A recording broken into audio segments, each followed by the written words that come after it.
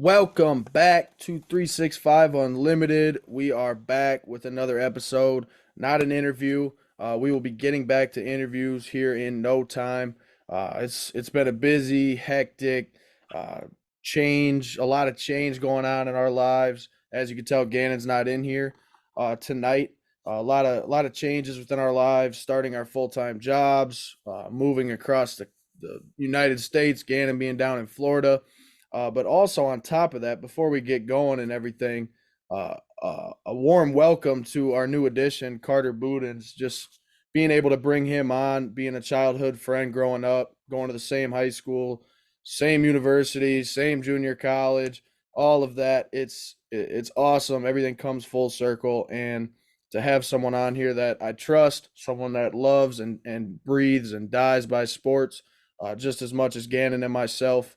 It's rewarding, it's special, and I'm very excited to kind of start this new journey. I think you could say to have a new dynamic with Gannon, Carter, and myself for non-interview episodes, and then Gannon and myself within the interview type episodes. But before we kind of explain how that all came about, thank you guys for tapping back in. Like I said, I know it's been a long time, but I'm excited to get down and talk some NFL, a little bit of fantasy football, and talk a little bit about my Cowboys and yeah, that struggle in itself. But check out our sponsors: Driftless Quality Wear, Bocker Auto Group, King's Restoration, Next Home First Class, and Not Vintage. That is KNOT Vintage. You can check their website out. Use the code 365U for 10% off your t-shirt order at the checkout. Also, this is a kind of a new style of shirt. You've seen the basic white tee that we've already sold at our live event. We're working on some new things. It's been a lot of team meetings, sitting down and kind of learning where we want to go and how we want to build this brand out outside of just podcasting. So there's a lot in the works. I'll say that, and we're working hard to kind of establish a ground for who we want to be outside of podcasting and how we want to leave an impact on athletes and people and within our community. So a lot more information coming on that soon. But yeah, let's dive into this one. Carter, I'll let you just say a few words. I know people that are interested to see why you're coming on, how it came about, and just kind of talk about that. Yeah, for sure. Well, I appreciate you extending the offer. I was very excited. Basically, how it came about was that you just called me, right? And was like, hey, um, I know we differ a lot, especially on some certain things, which is good. Wanted to spice things up a little bit. Thought that maybe my perspective coming in would be a little bit different. Just kind of do a little bit different of a interaction on at least the NFL. I know, like you stated, won't be doing any of the interviews, but I like this kind of the one-on-one talk, debate, go back and forth. So I'm excited about that because I know we both got lots to say. So Awesome. Yeah, no, I'm very excited for it, like I said. And no, he Carter's completely right. It's a situation where Carter and I can get on each other's necks when it comes to football, and especially when it comes to Bears, Cowboys, Dak Prescott. And that's something I want to lead right into immediately. While we're sitting down recording this episode, uh, the Dallas Cowboys suffered I'll just say it. They suffered an ass kicking. They a beat down on national television, Sunday Night Football. Uh, it wasn't a game from the first snap. Let's just say that when we were down 14-0, it felt like it was 40-0. There was nothing about this game that made me proud to be wearing a Cowboys jersey that night.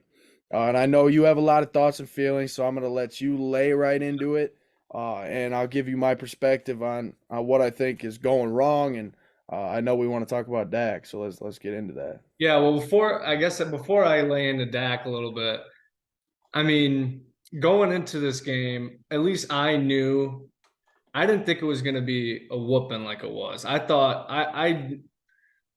I want to say I knew the Niners were going to win. Everyone says that after the fact, but I was pretty confident they were going to go in there and do what they do. I mean, Yeah. you look at that team, I mean, on paper, they're the best team in football, no doubt, in my mind. And Philly's right there with them. As far as the Cowboys defense, I know you guys losing Diggs is a huge. I mean, he's the dude, he's the captain essentially, right? I mean, he's the guy that runs the defense. With him out, you guys look. I mean, it's a night and day difference. Yeah. I know they're doubling Micah, that type of stuff. But I mean, first off, their defense, it reminds me of the Bears, right? Because we've always had, except for this year, right? We've always had historic defenses. Like that's the only thing that we've actually had, right? Yeah. And you look at these games at the stat sheet at the end of the game, you're like, how did the Bears give up 30 or 40? And it kind of goes into the offense because you're getting beat up. I mean, just like the Bears. I mean, we can't score. The defense is out there most of the game. You're gonna get run down after a while. I think that's what happened because you guys got a good defense. Yeah. I mean, there's gonna be times where there's games and you underperform what you're supposed. That's sports.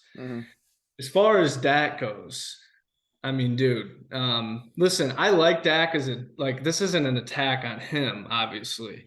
He does a lot of good stuff outside of the game, but in the game, I don't get the hype. And I remember being on your show 2 years ago, roughly, debating you on if Dak was like top 5. Right? And that was crazy to me at the time. It's even crazier now. I mean, I know you probably don't think, I mean, top 10, I don't even think he's top 10. He's an average at best in my mind. Okay. Because you look at him when he signed that new deal with you guys in what, 2021? Yeah, it was around that time. I think it would have been, it might have been the COVID year, 2020, and He missed off most of the season. Yeah, he had right? the injury. So he was out a whole season. He's had one playoff appearance since that contract.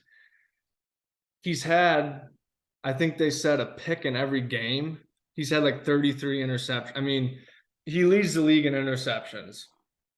He can't get it done, I don't think, when it counts. When you're up 40, when your defense is scoring 2 touchdowns like you did week 1 against New York, and you're in the red zone, you're getting the ball in the red zone, I mean, it's a layup. And so when you play from behind, it's a lot different than when you're playing and you're up 20 at halftime. It's a different game. And so when I see it being close with Dak, I mean, you look at the roster. On paper, you guys have one of the best offenses in the league. I mean, you would think. You would think. I mean, offensive line, which is hard to come by nowadays, it feels like. I mean, Danny Jones getting sacked, 10 times in a game. Yeah, well, to your point right there about offensive line, I want to note before you continue, I want to say our offensive line, this past week, Sunday night, and I don't want to sugarcoat anything because I know Chicago has a horrible offensive line, and I still don't give Fields enough credit for playing with a horrible line, and a lot of teams across the board. But this was the first game Dallas has played since weeks ago it was back in 2021. This is the first game we've played with our offensive line completely healthy. Now, I'm not going to sit here and blame anything on that being the reason because, honestly, if there were any bright spots in that game Sunday night against San Francisco, I would say maybe some offensive line play. Tyler Smith is a dog at left guard, certified dog at left guard. Outside of offensive line, I think maybe you could argue, our kicker. He made 150-yard field goal. So, I mean, there were not any bright spots. Look at your receivers. Oh, we're going to get into that. You got CD, who's a dog, Gallup, and you got Brandon Cooks. I mean, most teams would eat that alive. Oh, I agree. But do you think that's schematic, or do you think that is like who do you think's hindering that right now this season schematically? Is it on schematics with McCarthy play calling, or is Dak hindering this offense? I think it's both. I mean, I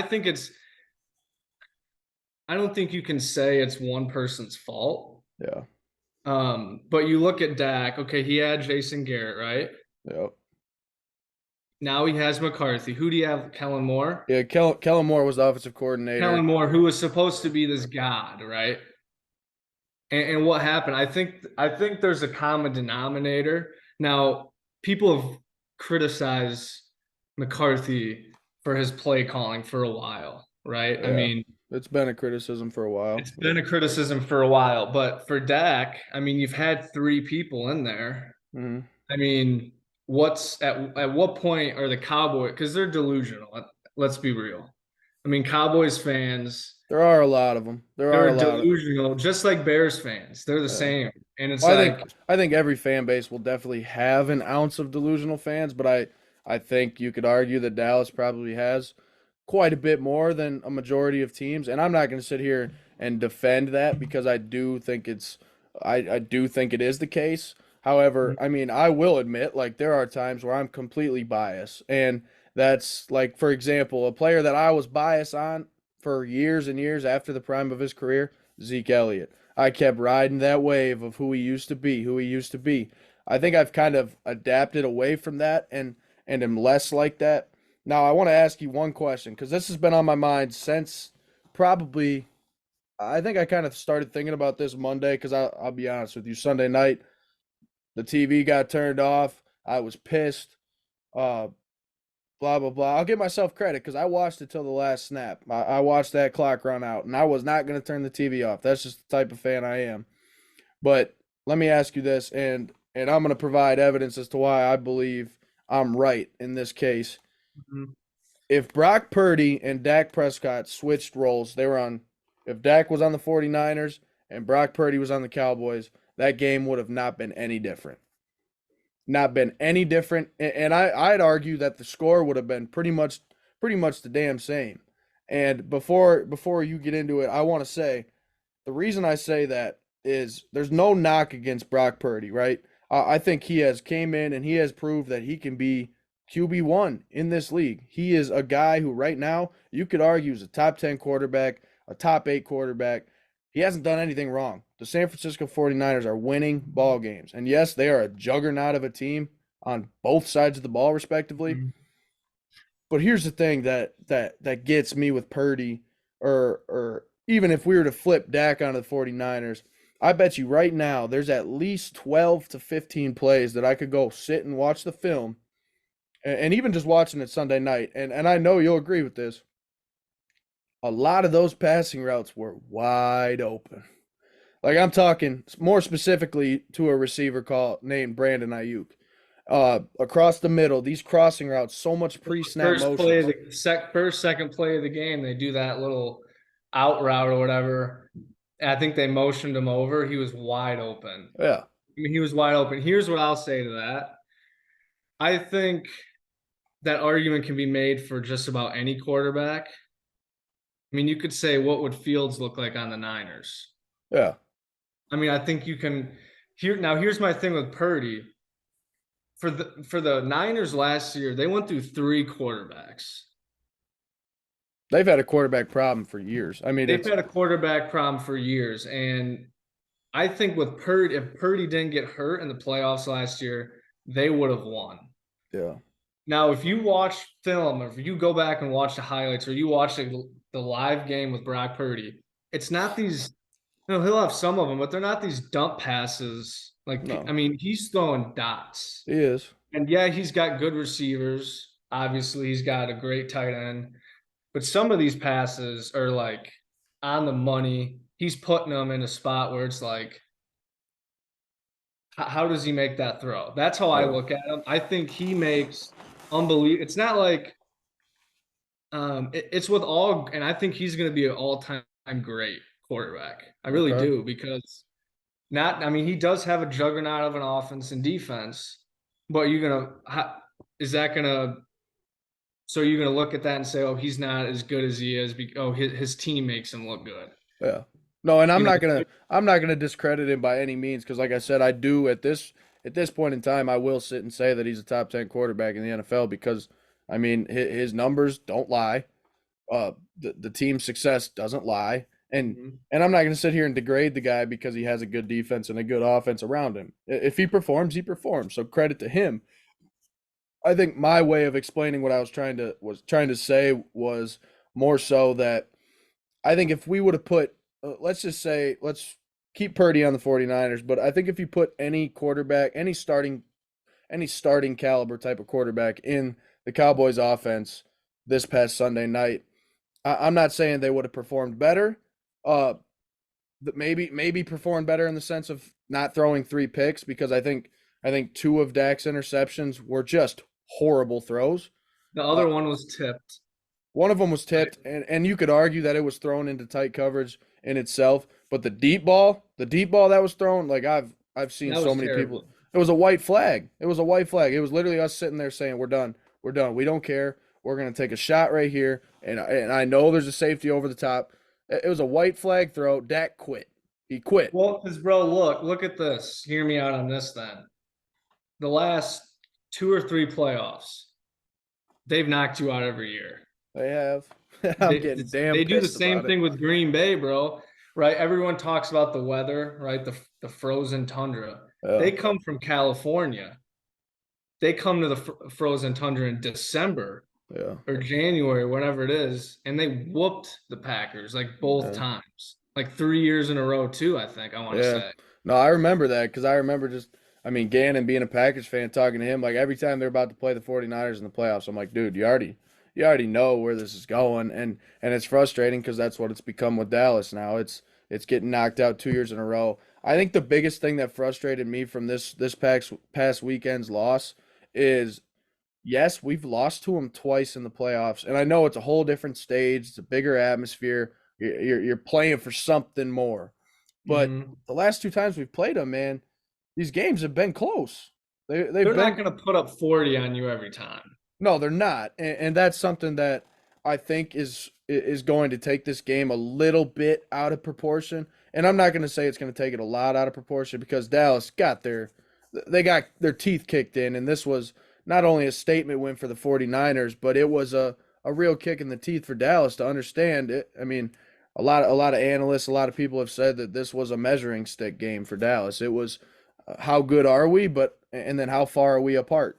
And I think right now you could make the argument that Dallas is quite a ways apart from being a Super Bowl caliber team because I think when you look at it right now, the 49ers are your favorites.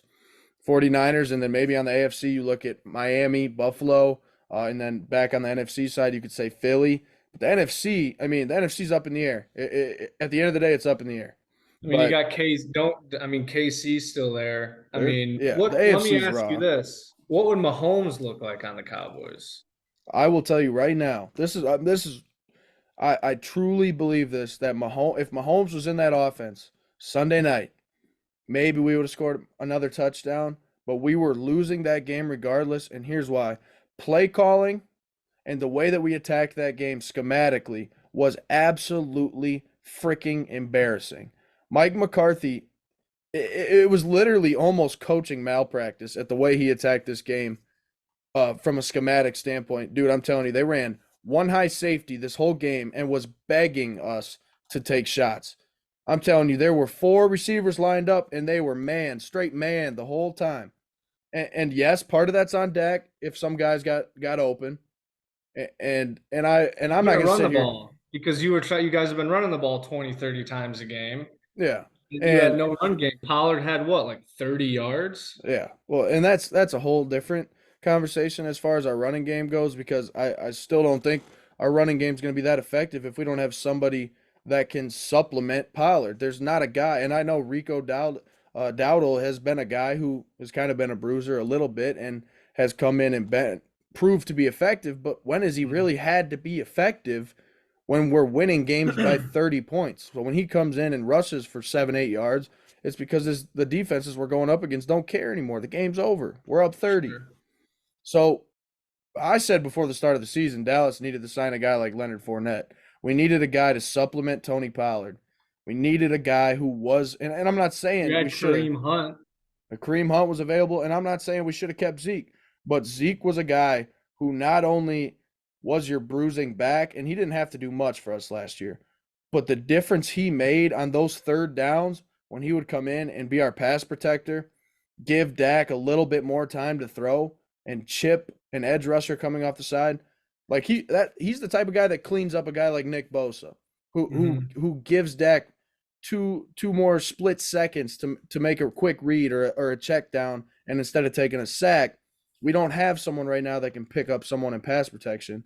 But ultimately, I think what this game came down to was, I mean, you could make the argument we got beaten every facet of the game, and I'm not going to sit here and tell you we didn't, because realistically we did.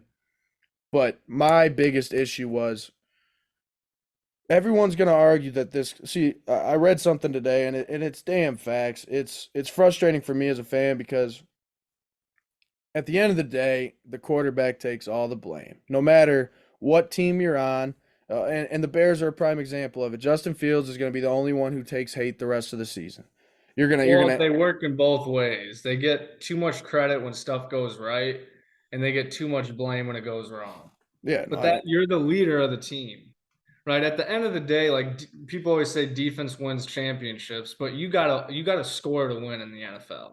you do, If you don't put up points, you're not going to win long term. yeah, And I just see that they can't put up points if they're not, if it's a head to head, going back and forth, not throwing punches, I think they'll lose. Now, if for some reason the defense, if Sunday night were to flip and um, the defense was getting interceptions and doing all this type of stuff, it might have looked different yeah.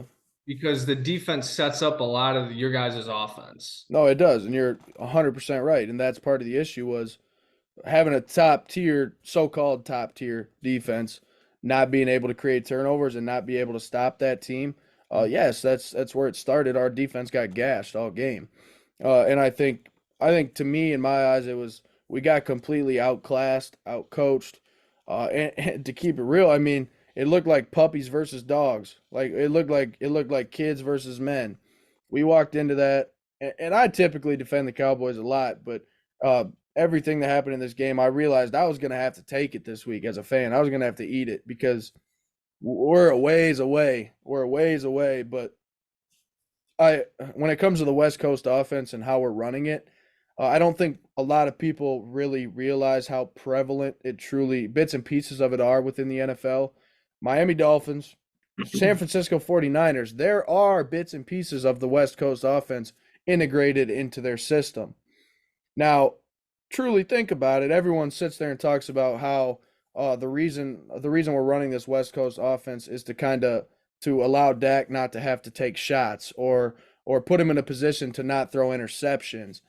This offense should not have to hinder him at all.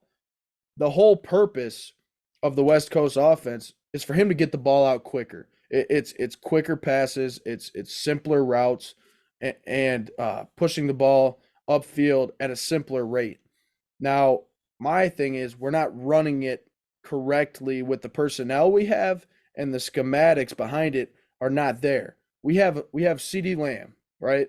A top 10 receiver in my head. He's not being utilized correctly. On pace for his worst season ever. Brandon Cooks, yes, he's older, but he's 1,000-yard machine, whatever team he's at, and still has burst and speed. He has 73 yards through 5 games. That's embarrassing. Your Get best the receiver has probably been Turpin. I mean, Turpin's came out of nowhere for sure, and I was begging for them to use him last year, just more as a speed weapon. But we have that in Cooks now. Cooks is that guy. Utilize him. We have him running stick routes and comeback routes. Push him down the damn field. That's who he is. That's who he's always been. He's been that guy. He's been that guy where Dak threw that interception. The single high safety came over and made a play, but he is that burner. He's that guy who can get a step and open things up intermediately. Like realistically, Dak's favorite target's probably this year been Jake Ferguson, our tight end.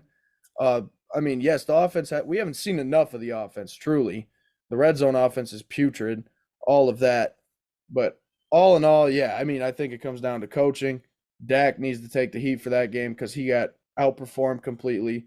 The defense did not look good.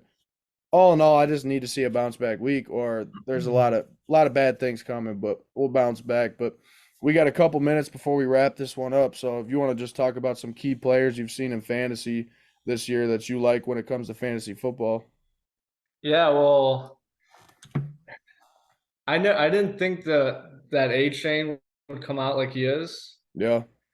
I mean, 50 and then like 25 and a half PPR at least. Now he's going to be out 4 weeks, they're thinking. Hmm. Yeah. Um, that's going to switch up Miami because, I mean, they're not, I know other than the one game Mostert went off, Yeah. but they haven't really utilized, I mean, they've been utilizing this A Chain guy, however you say his name, right? And I he's think been that's right. Yeah. I think it's A A chain. Chain, and he's been a stud. Um, I have to shout out Jared Goff because he's my quarterback in fantasy. Dude's a stud. That Detroit team, don't count them out of the NFC, bro. I'm Yeah, telling they're running the you, North. they're tough. And what was it, 2 weeks ago when Montgomery had, I mean, he only gave me 17 points, Goff, but Monty had 3 running touchdowns. Yeah. I mean, they put up points, and their defense is getting a lot better, and they got good coaching. I mean, they're a tough team. I think they're going to win the division. Mhm. Obviously, I don't see who else would. And I could see them giving a lot of teams trouble. I mean, they're a scrappy team. Now, this is maybe just a Bears fan talking, but do you remember last year how the Lions start last year? Yeah. I mean, it was Like iffy. I mean, two and eight, two and yeah, seven, something yeah, weird, and then they won like their last 8 games or whatever. yeah. As a Bears fan, you want to see. I know some people are wanting us to tank, and I don't necessarily disagree, but you want to see some progress at the end of the season. yeah, You want to see a light. You want to see like, okay, I can see this coming together. Just give it time. Let us add some more pieces. That's what the Lions did last year. They at the end you started seeing like, dang, the Lions they're the real. I mean, they're winning games, and then hmm, it translates. Everyone kind of thought, oh, it's just a fluke, kind of like they thought that with Purdy this year. That's yeah, why I got him as my backup in fantasy because I'm like, this dude went off last year. I traded him. I used him as some bait and got another player because he's been playing out of his mind. We just, as a Bears fan, we want to see some progress, yeah, unless we're not trying to completely throw the games and get someone in the draft because we do have 2 first rounders. Carolina is more than likely going to get the first pick, yeah. and we're going to get that. I had this conversation. What do you do if Fields from now until the end of the year is playing amazing and you get the Man, first pick from Carolina? What do you do? I mean, I think, and I want to have a whole podcast where we talk about this, and I want to talk about the Bears and what's to come. But just a quick answer on that, I think if Fields proves to be your guy this season, and you end up with the number one overall pick, I mean, I think there's two sides to it, right? Caleb Williams, you look at him and you're like, well, how the hell could we pass up on a guy like this? I think that's still something that would be a possibility, even if Justin Fields goes out and performs the rest of the year. And that's just in my head. You're looking at overall talent, and you realize what Williams could be versus what has taken Fields a little bit longer to get to. However, no rookie is a surefire, bona fide, legit dog. I mean, we're seeing Bryce Young struggles and who he was in college football. It's not always going to translate immediately. It takes time. And Uh, I'll touch on this quick I know yeah, we go only have ahead. a Go couple ahead. minutes, but you look at if he goes number one, there's really been maybe 2 recent, not even super recent, number one quarterbacks that have actually Yeah, like first round, like first pick. That was Trevor Lawrence. Joe Burrow. Was Joe Burrow one? He probably had to be. I mean, I would assume he Yeah, was Peyton one. Manning. He was number one, I believe. Yeah. I mean, you look at these guys, and Trevor Lawrence played terrible his first year. Hmm. Peyton Manning led the league in interceptions his first year. So there's not, I mean, I mean, you look at him just talent wise. Yeah. I mean, he's going to be I mean, a 2-time Heisman. More than You likely, got to yeah. take the shot. I mean, if you get the first round pick, bro, you have to take him. I mean, I don't even, I don't You'd know get what would something happen. for Fields. I mean, you just turn around and trade Fields, and and hope you get something out of that. But no, I want to sit down and have this conversation, like a full episode where we dissect the Mhm. Bears and talk about Justin Fields, because I think there's a lot of insight that we could provide with that one when it comes to the draft, the future draft picks, the cap space that you guys will have, Fields versus a possible guy like Caleb Williams, and then what do you do if you're top five? You take a guy like Marvin Harrison. There's a lot of interesting things that could go in there. But yeah, I want to say thank you guys for tapping into this one. This was more so a basic conversation, diving into the Cowboys' loss to the 49ers, talk a little bit about Dak Prescott, what's going on there. But ultimately, once again, thank you to Carter for joining the team. We are very Appreciate it. excited to keep rocking, keep doing this thing. And we're learning too, just like the rest of you guys. And we enjoy this just as much as you do. So keep tapping in, and we will catch you next time.